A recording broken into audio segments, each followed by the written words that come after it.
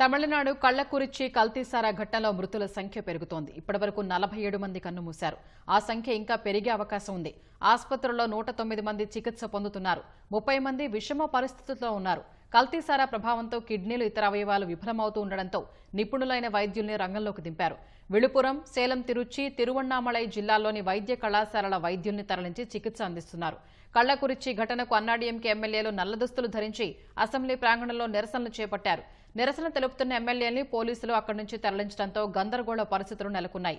కల్తీ మద్యం తయారీ, విక్రయాలు అధికార డీఎంకే కార్యకర్తల ఆదేశానుసారం జరిగాయని ఆరోపిస్తూ సీబీఐ విచారణకు ఆదేశించాలని తమిళనాడు భాజపా కేంద్ర హోంమంత్రి అమిత్ షాను కోరింది. స్టాలిన్ అసమర్థ పాలన వల్ల కల్తీ సారాకు 2 ఏళ్లలో 60 మందికి పైగా బలయ్యారని భాజపా నేత అన్నామలై ఆరోపించారు. హూచ్ దుర్ఘటనకు నైతిక బాధ్యత వహిస్తూ స్టాలిన్ సీఎం పదవి నుంచి వైదొలగాలని అన్నాడీఎంకే డిమాండ్ చేసింది. జూన్ 24న రాష్ట్ర వ్యాప్తంగా నిరసనలు చేపట్టనున్నట్లు ఆ పార్టీ ప్రధాన కార్యదర్శి కె పళనిస్వామి ప్రకటించారు.